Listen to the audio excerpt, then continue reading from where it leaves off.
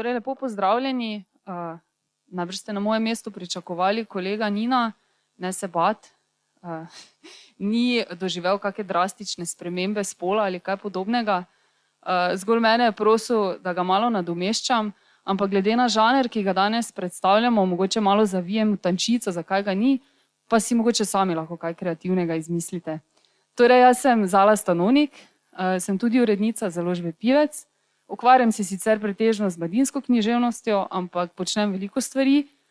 Med drugim se trudim tudi Tomaževe knjige predstaviti še kakšnemu drugemu trgu, ne samo našemu. Tako da si drznem reči, da sem mogoče vsaj približno ekvivalentna zamenjava za Nina. Torej, na začetku vsakega pogovora se vedno spodobi predstaviti sogovornika. Prepričana sem, da ga že v bistvu dobro poznate po sprehodu, ki ste ga naredili skupaj, pa vendarle za voljo forme. Torej, Avgust Demšar je mariborski pisatelj, ki piše izključno detektivske zgodbe. Ustvaril je enega prvih ciklov detektivskih romanov. To so bili primeri inšpektorja Vrenka z 6 naslovi, ki so izhajali med leti 2007 in 2012 in kar za 4 od teh naslovov je prejel nominacijo za Kresnika, torej za to glavno nagrado za prozno literaturo pri nas.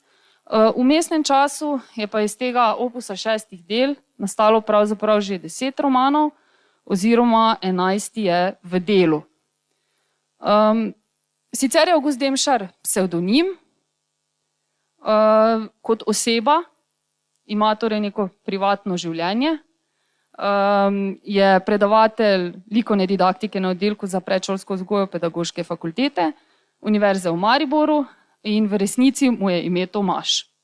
Tomaž je ne samo strasten bralec kriminalk, ne samo izvrsten pisec kriminalk, ampak tudi zbiralec kriminalk. O tem bo mogoče kaj več povedal sam. Jaz ga pa danes tukaj prav lepo pozdravljam na tem dvorišču, na katerem je pravzaprav nekoč v enem času živel. Tomaž, preden prav zares začneva, ti za trenutek predajam mikrofon. Prej sem se hecala, da če bova imela en mikrofon, se lahko mogoče zgodi še kak hladen umor, ampak mislim, da se to ne bo zgodilo, ne?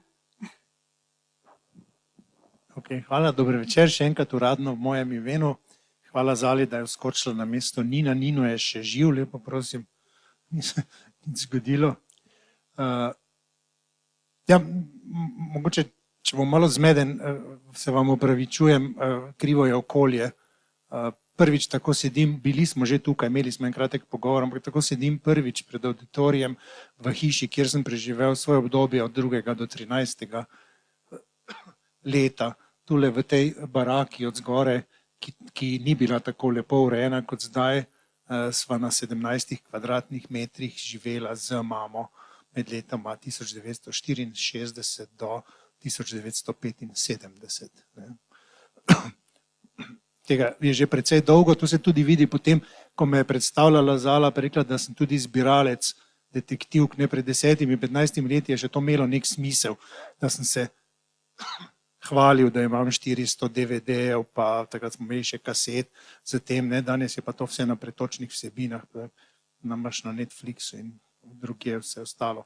Ampak to ne igra nobene vloge, ne, še vedno pogledam do 2 do 3 kriminalke vsak dan.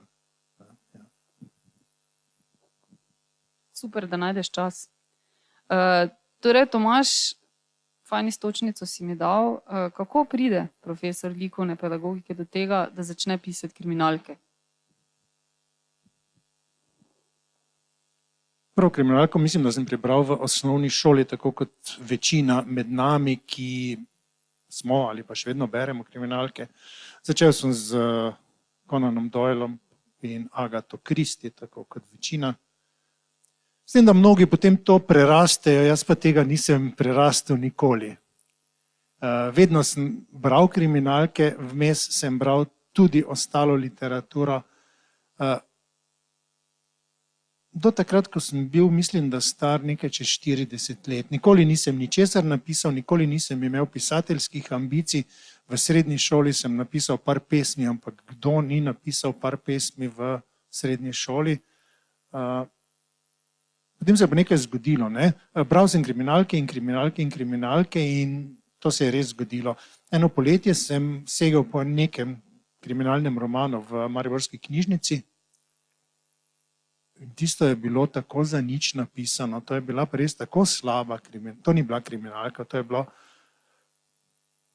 ne smem v mikrofon povedati, to je bilo res za nič. V tej kriminalki so bila kršena popolnoma vsa pravila, ki sem jih jaz, do takrat se nikoli nisem učil, ampak ko prebereš par 100 kriminalnih romanov, veš, za kaj gre, veš, kaj mora biti v kriminalki, veš, česa ne sme biti. Skratka, ta pravila, ki sem jih potem spoznal, da jih je Van Dine pač tam pred 100 leti napisal, sem rekel, ok, to je to, ne? Večina jih še vedno obstaja v kriminalkah in tu ni bilo niti enega. In takrat sem potem zabrisal tisto knjigo stran in sem ženi rekel v jezi, ne? Sem rekel, veš kaj, nekaj tako slabega bi pa znal napisati tudi jaz. In če to izdajo, in žena je takoj rekla, no potem pa napiši, ne? In sem res... Imel sem idej precej v glavi, zato ker sem si jih rad izmišljal. Zame je izmišljevanje kriminalnega zapleta, kdo je nekomu nekaj storil in zakaj je to storil in kako bi potem mi ugotovili, kdo to je mene vedno uspavalo. Namesto štetja ovac sem jaz zvečer razmišljal, kako bi koga ubil in ob tem sem zelo prijetno me zazibalo v spanje. Tako da zapletov sem imel dosti, samo odločiti sem se takrat moral, po tem romanu, ki sem ga zabrisal stran, katerega se naj lotim. In potem sem se nekega septembra leta 2005 sedel k zvezku in sem pač začel pisati prvo poglavje prve knjige. Po 2-3 straneh sem ugotovil dvoje. Prvič, da mi gre pisanje, da vem, kaj naj naprej pišem. Drugič pa, da če bom jaz to na roko pisal, ne bom nikamor prišel in sem ti zvezek dal stran, prepisal na računalnik in od takrat naprej potem pač seveda normalno pišem te stvari v Wordu. Ko sem pisal prvi kratek roman z naslovom Olje na balkonu, sem med samim pisanjem začel tako uživati, da sem si ob tem zamislil že zaplet za drugi roman. In takoj, ko sem končal prvega, sem začel pisati retrospektivo. Za retrospektivo sem pozabil malo dalj časa. Prvi roman je nastal v 3 tednih, retrospektivo sem pisal slaba 2 meseca. In potem sem imel za novo leto, leta 2006, napisane 2 kriminalki, ki sem jih tako lepo seveda sprintal, pa zvezal, pa naslovnico naredil. Ne? In potem sem pač dal tisto v predal. Tako se je potem začelo.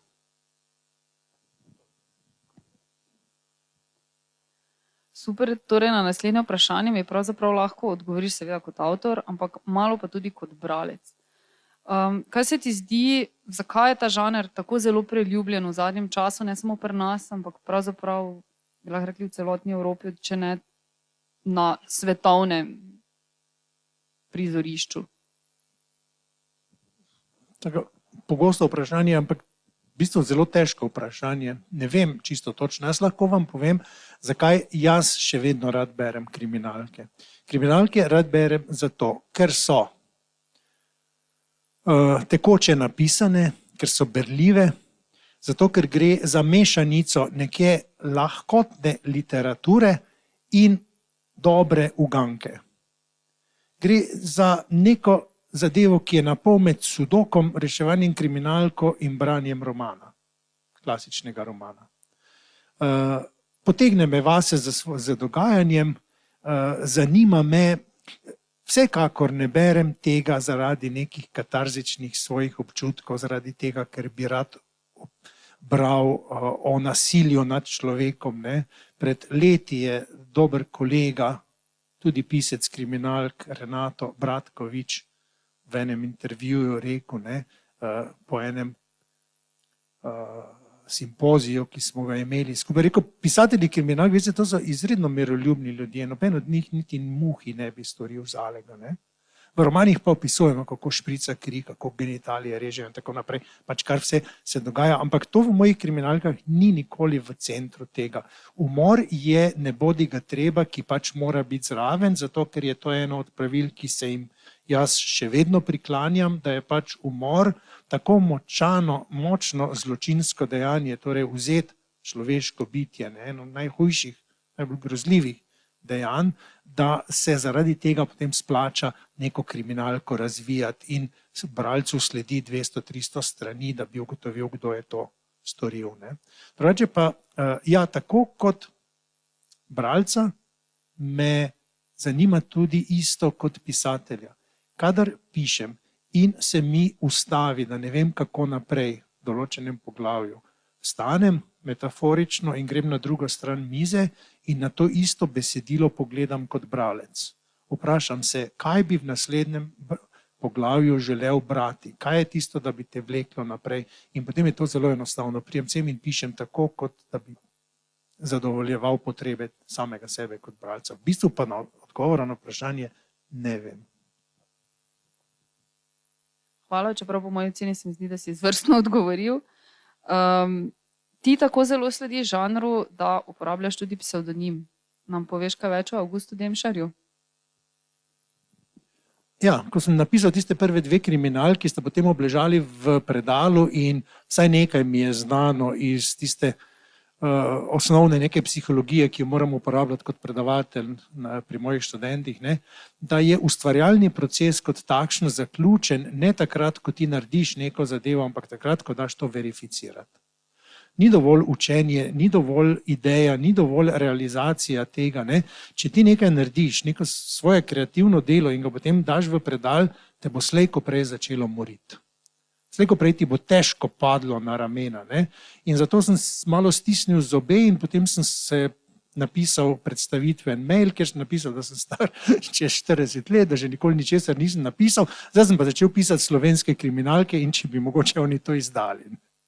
To je bilo leta 2005 precej utopično dejanje. Poslal sem, zraven sem dal še prvo poglavje prvega romana in sem to poslal po elektronski pošti na 15 slovenskih založb. Roko na srce, izognil sem se samo največjih, torej Mladinske knjige, Cankarjeve založbe. Zakaj? Ne vem, mogoče imam averzijo proti nečemu tako velikemu. Ne? Ampak poslal sem pa vsem manjšim založbam.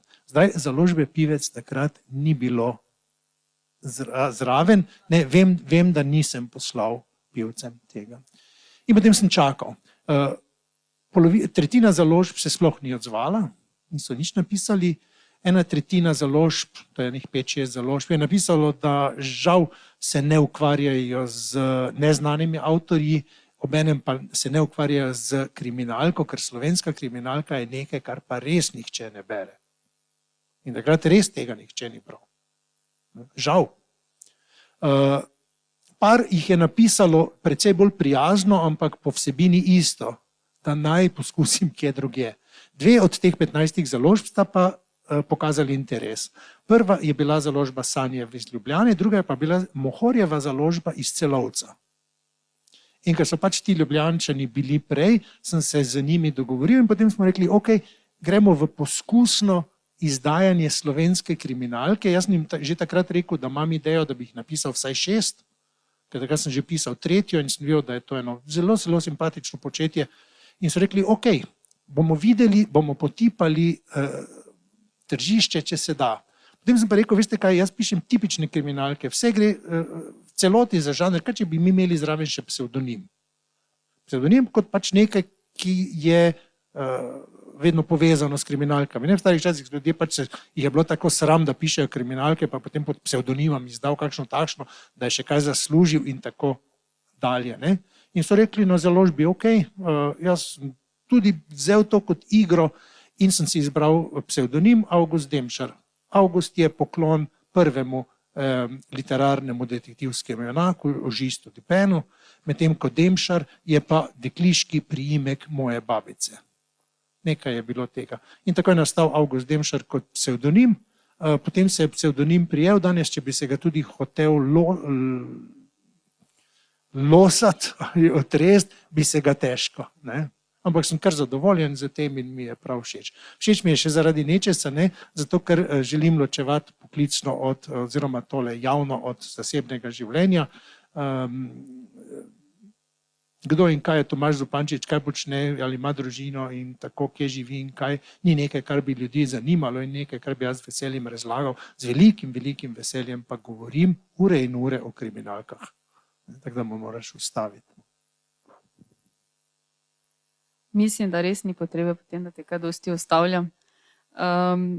Torej, Avgust Demšar, vendarle prej si govoril o žanru, torej o kriminalke, kako je sestavljena, kaj je tisto bistvo, kaj vse mora vsebovati. Avgust Demšar pa ne ostane zgolj pri žanru in pri teh obveznih sestavinah. Po moji oceni, pa upam, da se večina prevajalcev, ki sedijo tu v publiki in so se s tvojimi teksti srečali, strinja, ti dejansko pišeš tudi zelo, zelo literarne tekste. Tako da gre v bistvu za nek zelo zanimiv pripovedni način. Kako si prišel do tega načina pripovedovanja? Ne vem, nikakor. Še vedno poudarjam, kar mene zanima je napisati eno zanimivo, dobro, berljivo kriminalno zgodbo, kjer vas bom tako prinašal okrog, da do konca ne boste vedeli, kdo, kaj, zakaj, da se vam bo pa močno zdelo, da veste, da gre za to in na koncu boste seveda padli na zadnjo plat, ker se bo pa dogajalo nekaj tukaj. To je tisto, kar me zanima in to je edino, kar me vleče pri vsem skupaj. Da ob vsem tem ljudje, ki berejo moje knjige, najdejo še kaj več. Torej, kot prvo, kar je mene presenetilo, je bilo v odzivih na moje prvi, drugi, tretji roman to, da so ljudje rekli, zelo zanimanjem beremo opise Maribora, pišemo okolja, pa ne samo Mariborčani, tudi ljudje, ki so pač Maribor vsaj približno poznajo. In takrat sem jaz bil presenečen, ker nikoli ni bil moj namen pisati romanov o Mariboru, o mestu, poveličevati mesta ali kakorkoli. Jaz sem se ravnal samo po žanrskih pravilih. Ta pravila pa so, da lahko in moraš ti kriminalko umestiti ali v realno ali v čisto izmišljeno okolje. Izmišljeno okolje je recimo celoten Midsommar, po tej znani televizijski franšizi, ki traja že 20 ali 22 sezon. To so popolnoma izmišljeni kraji, teh sploh ni. Po drugi strani imaš pa mnogo realnih. In jaz sem bil takrat v tej dilemi in sem rekel, v Sloveniji je, ker je precej majhna, si zelo težko izmisliti kraj, čeprav ima to svoje pozitivne lastnosti pri pisanju kriminalke. Po drugi strani sem rekel, če živim v Mariboru in Maribor je dovolj veliko, pa dovolj majhno mesto, da je lahko prizorišče ene kriminalke, sem vse začel pisati v Mariboru.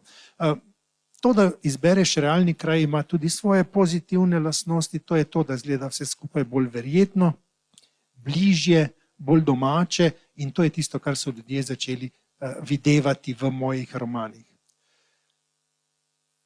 Ko sem dobil te povratne informacije, so me malo začudile, presenetile, bil sem jih seveda vesel, ampak zaradi tega se v mojih naslednjih romanih Maribor ni preveč napihnil. Jaz Maribora zaradi tega nisem začel bolj opisovati, mu več časa ponujati, ampak poskušam vleči isto linijo, kot sem jo od začetka. Ostale, kar se pa tiče nekih aktualnih ali literarnih vsebin ali tega, ne vem, mogoče imam toliko sreče, da imam nekaj malo talenta, da ob tem, da rad pišem kriminalke, znam napisati tudi toliko, da kakšen literarni kritik mogoče vidi v tem neko čisto normalno literaturo. To je sreča, tega se zavedam. Kar se pa tiče čisto aktualnih tematik, nikoli jih zavestno ne umeščam v njih, je pa res, da sem človek, kot vsi mi, ki se odziva na aktualno dogajanje in ki ima nek svoj odnos do tega, kar se dogaja. In ta odnos se včasih mora nekako odražati. Skrbim pa še za nekaj. Nikoli ne želim v svojih romanih preveč govoriti o tem, kakšen odnos do družbene stvarnosti, do aktualne politike, do ne vem česa ima pisatelj. Če že kaj želim povedati, da je kaj neumno ali narobe, to zavijem v misli enega od svojih junakov. Da pa je vse skupaj ni tako enostransko, ker jaz tudi, mislim, nekateri, lahko bi bil bolj politično aktiven, tako so mnogi pisatelji, ampak kot pisatelji kriminalk se mi kot prvič to ne zdi v redu, drugič pa zakaj bi pisal kriminalke, ki bi odgovarjali samo enemu političnemu polu. Škoda je izgubiti bralce, ki sicer volijo čisto druge na volitvah, ampak moje knjige pa vseeno lahko berejo, pa si jih sposojajo. Zato tukaj potem imamo tako in tudi Martin Vrenko, popoln ateist, njegov najboljši prijatelj oziroma pomočnik, vern katoličan, zelo religiozen, oba sta zelo simpatična, oba sta pozitivni osebi, oba sta osebi, s katerimi se lahko pozitivno identificiramo, s tem, da mi je mogoče včasih malo težje pisati z tega pola, ki mi ni tako blizu. Ne? Ok, toliko zdaj. Ravno prav si se navezal na Martina Vrenka, na njega se nanaša moje naslednje vprašanje. Torej, kako bi ga opisal? V enem izmed intervjujev, ki sem mu prisostvovala, si enkrat rekel, da je dolgočasen, pa prosim, da ga danes opiši malo drugače.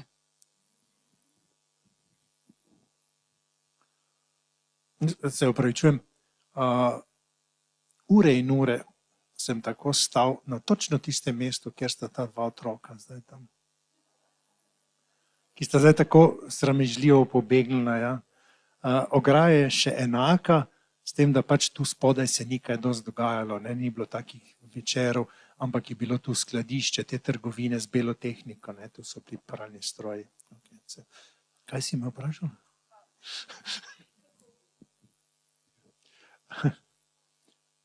Kaj pa vem? Zdaj, s tem Martinom Vrenkovim je bil en problem, ne? Ko sem jaz začel pisati kriminalke, sem imel ta umor, jaz sem vedel točno, kdo bo komu kaj storil, pa zakaj bo to storil, pa vse.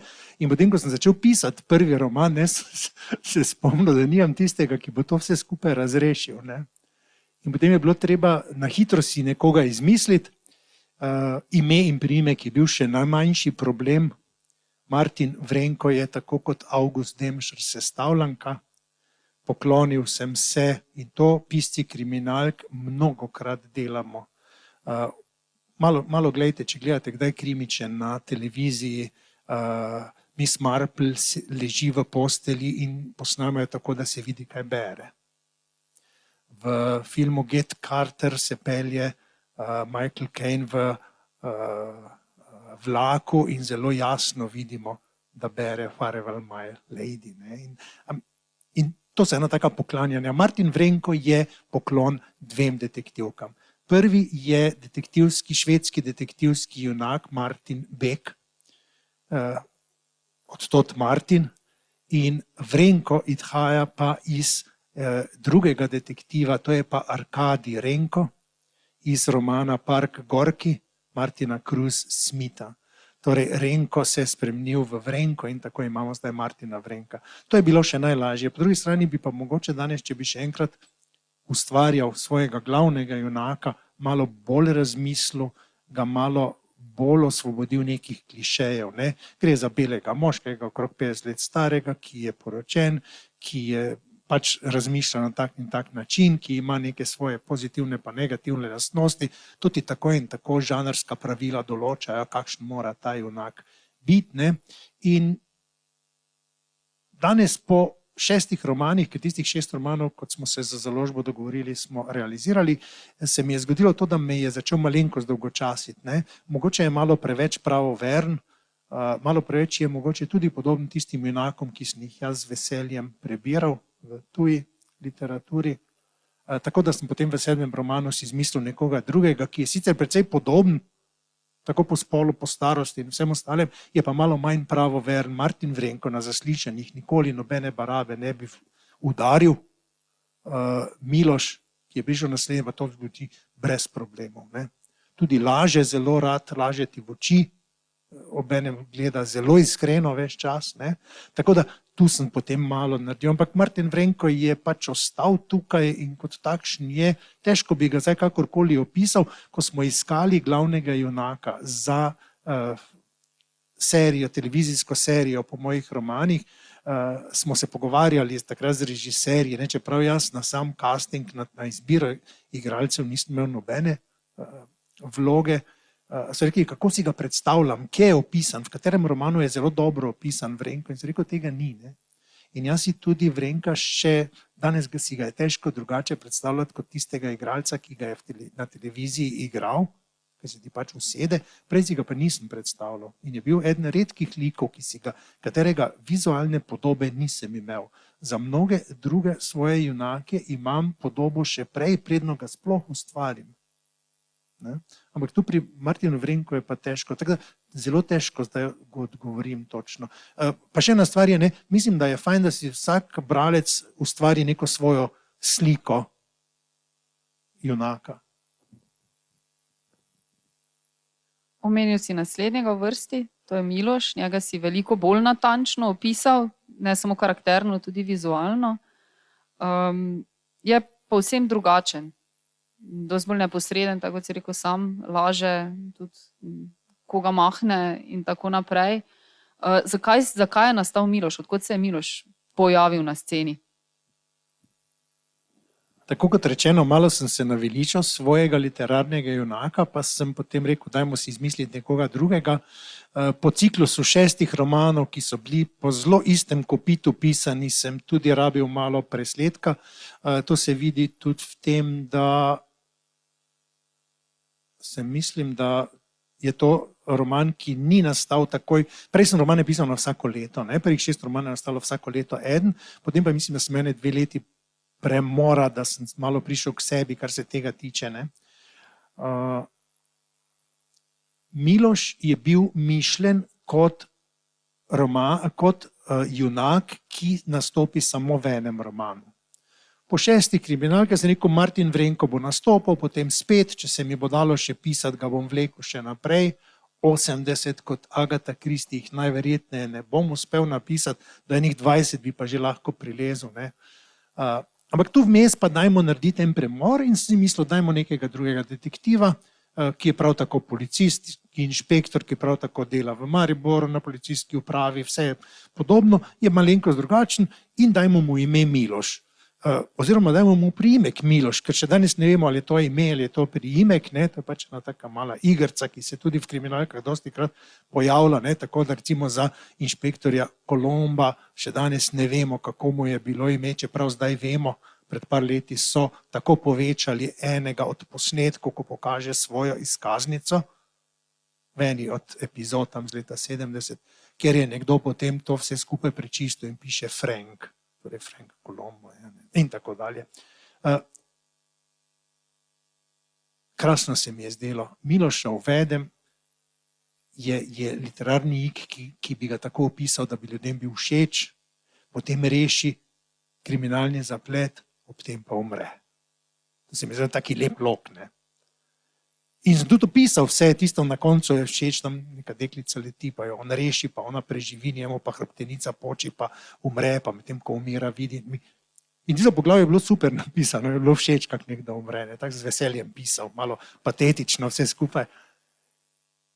Nekaj, da me to brat svojim tesnim bralcem, žena, pa hčere, pa to je vse vredno, ampak to na konto pa ne.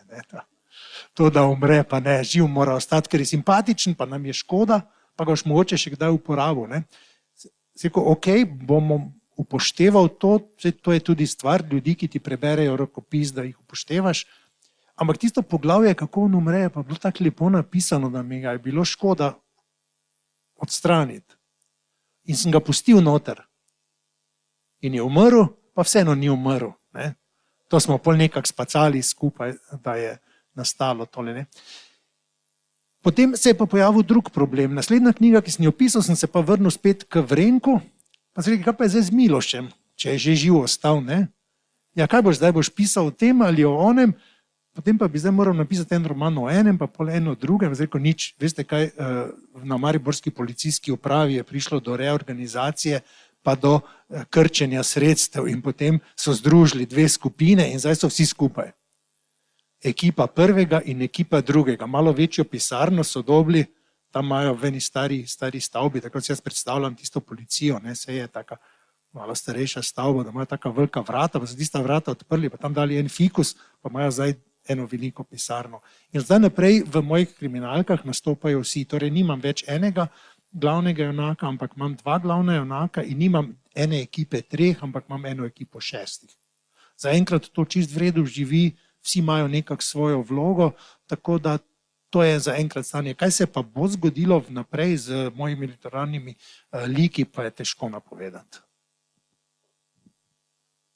Večkrat poveš, da imaš mnogo težavo zaradi tega, ker se liki starajo, pa potem nastopijo penzije in podobne zadeve.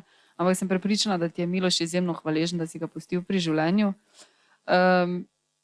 Kako pa se soočaš s tem, ko zdaj pravzaprav združuješ ti dve ekipi, ker tu nista samo Vrenko in Miloš, tu so še vsi ostali detektivi, vsak od njih ima zelo profiliran značaj, vsak odigra neko svojo vlogo. Ti je to velik izziv?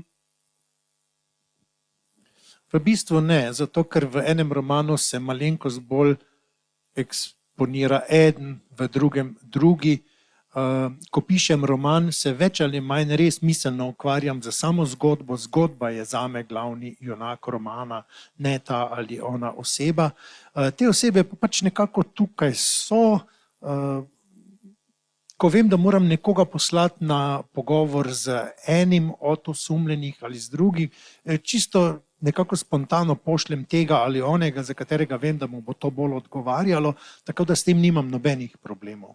Res pa je, da na koncu, ko pišeš to v nekem zanosu in potem, ko končam, grem skozi besedilo, pa malo pogledam, če sem koga mogoče le malo preveč izpustil, ne, pa ga v kakšno sceno oziroma v kakšno poglavje še malo uvedem. Drugače pa s tem nimam nobenih problemov.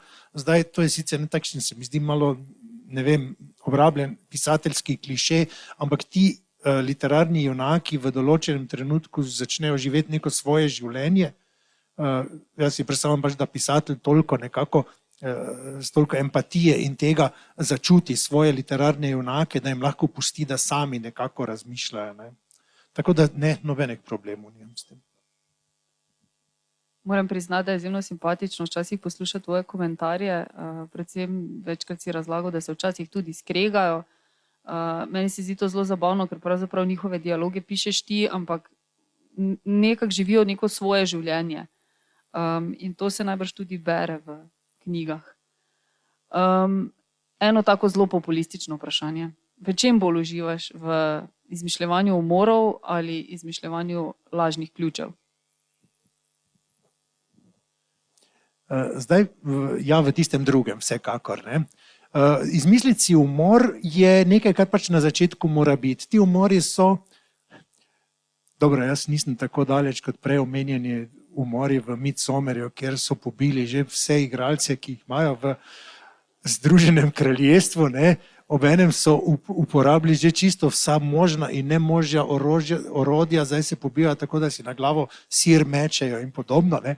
Tako daleč, jaz nisem prišel, tu so še vedno noži pa granitne kocke. Ne.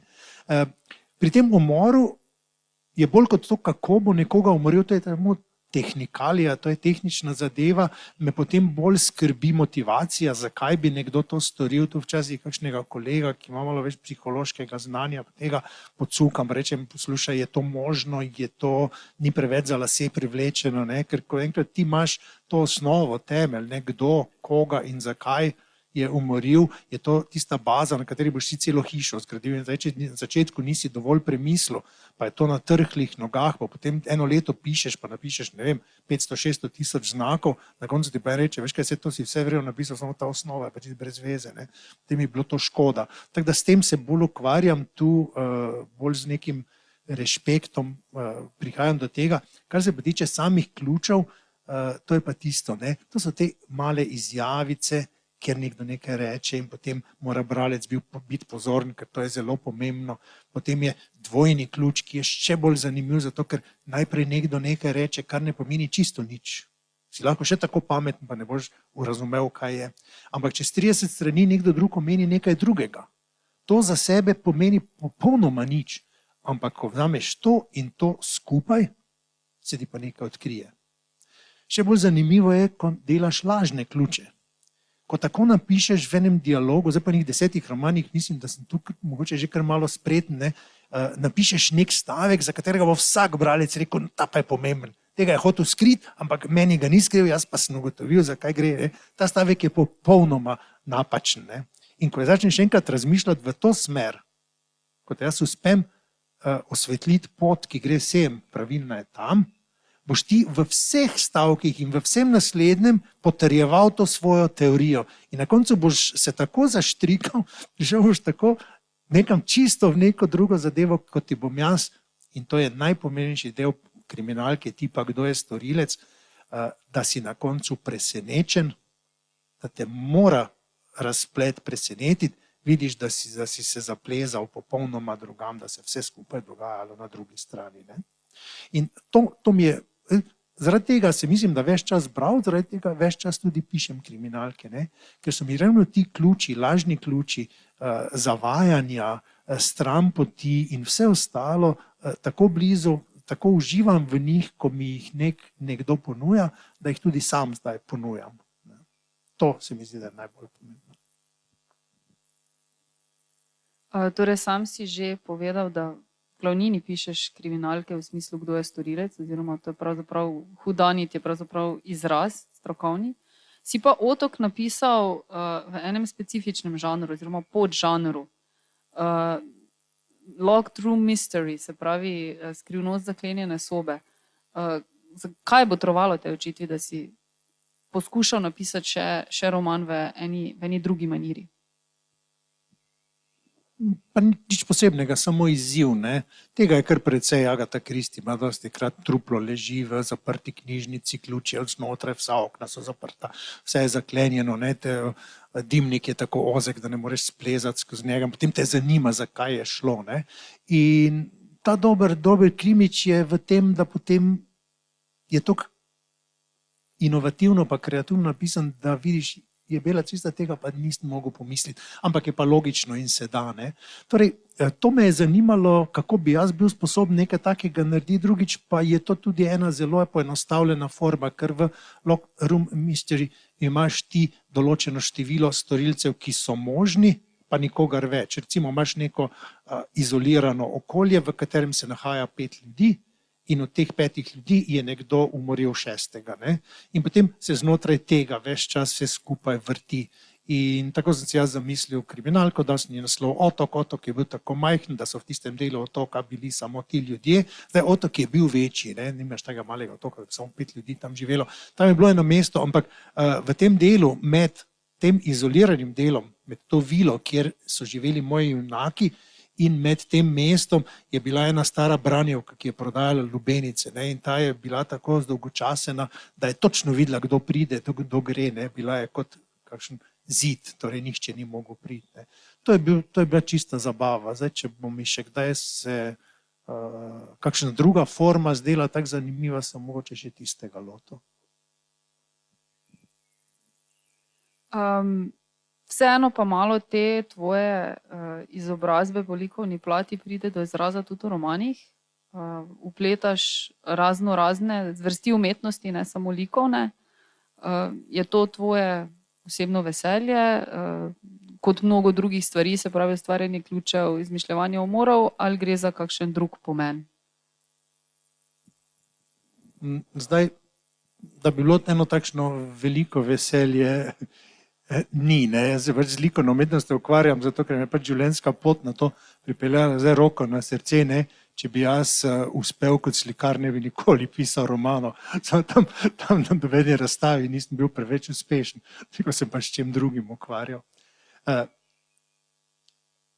Ne, stvar je v nečem drugem, ne, jaz se ukvarjam z likovno umetnostjo, ukvarjam se malo z razvojno psihologijo in s tem in vem nekaj, ne, pišeš lahko o tem, o čemer imaš nekaj pojma. Jaz nikoli ne bi mogel pisati pravnih trilerjev, zato ker nimam o pravu nobene veze. Nisem študiral tega, ne da se mi zdaj poglabljati v vse ostalo, prav tako ne pišem kakšnih drugih medicinskih trilerjev ali ne vem česa, zato ker je to eno področje, ki ga ne poznam. Tukaj se počutim dovolj suverenega, da lahko kaj napišem, seveda je to na enem zelo takem nizkem, površnem nivoju, ampak približno vem, zakaj gre. Zato se pojavlja toliko ta moče ali umetnost ali te malo bolj psihološke, poljubno psihološke vsebine. Ne? Drugače pa z veseljem prebiram tudi vse ostalo in občudujem mojstre. Občudujem recimo Johna le Carreja v tiste svoji maniri, ki res obvlada te stvari. Ne? Tudi kakšen Grisham, Crichton in ostali pisatelji so zame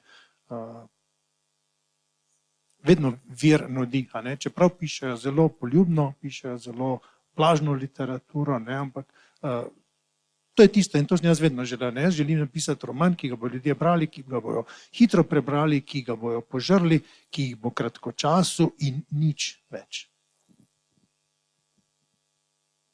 Morda še kakšno vprašanje ali dve. Prej si govoril o tem, da tudi aktualne teme upletaš v svoje romane, niso pa to zgolj aktualne teme, ukvarjaš se tudi s kakšnimi socialnimi problemi, s homofobijo in podobnimi zadevami. So tudi to nek način žanrske stvari ali gre pač za potrebo po tem, da vendarle hočeš izpostaviti kakšno temo, ki pa mogoče ni toliko prisotna v medijih ali kje drugje? Zdaj mislim, da za žanrsko zadevo tu ne gre, ker se da dober žanr pisati v katerem koli okolju, miljeju in podobno. Zavestno, razen v Milošu, homofobije, ker me je tisto dogajanje, ki se je v Sloveniji dogajalo v leta 2012-2013 ob burnem sprejemanju in nesprejemanju družinskega zakonika, ki bi pač naj homoseksualnim parom dodelil nekatere pravice, ki jih ima večinska populacija, toliko ziritiralo, da sem moral vtakniti v roman, me ostalo to toliko ne zanima. Kar se pa tiče samih socialnih delov, jaz pač mogoče zaradi tega, odkoder izhajam ali kakorkoli, je zame ena socialna občutljivost zelo pomembna in bom dosti raje pisal kriminalke, ki se dogajajo na dvoriščih Karitasa, Rdečega križa, med ljudmi, ki sprejemajo socialno pomoč, kot pa v elitističnih soseskah z visoko premožnimi deli naše družbe. Ta del je tisto, kar je pač meni osebno bolj všeč, ni pa nobena žanrska posebnost ali pa kakšno pravilo. Pa dava zaključiti v pozitivnem duhu. V tvojih romanih je tudi kar nekaj humorja. Kakšno vlogo ima pa ta? Jaz mislim, da ne bomo samo zaključilo, da smo ves čas že v pozitivnem vzdušju in v tej pozitivni maniri, ko se pogovarjamo o umorih, ubojih in o podobnih zadevah. Meni se zdi to vedno, humor je seveda sol življenja, tista zadeva, ki mora biti zraven. Najbolj občudujem pisatelje, ki opisujejo najbolj krute stvari, ampak tako smešno, da ti solze tečejo. Zame je bil vedno in je eden najboljših svetovnih romanov, je roman Jaroslava Haška, Dogodivščine dobrega vojaka Švejka v prvi svetovni vojni. Kaj tako smešnega in kaj tako tragičnega v istem hipu jaz nisem prebral. Zato je tudi nekaj humorja v mojih romanih. Čeprav se mi zdi dober humor pisati, je pa izredno, izredno težko. Kriminalko sem še sposoben napisati, komedije pa dvomim. Mogoče kakšno komedijo s primesmi kriminalke ali obratno. Torej, draga publika, najlepša hvala. Jaz upam, da sva povedala veliko zanimivega, veliko novega.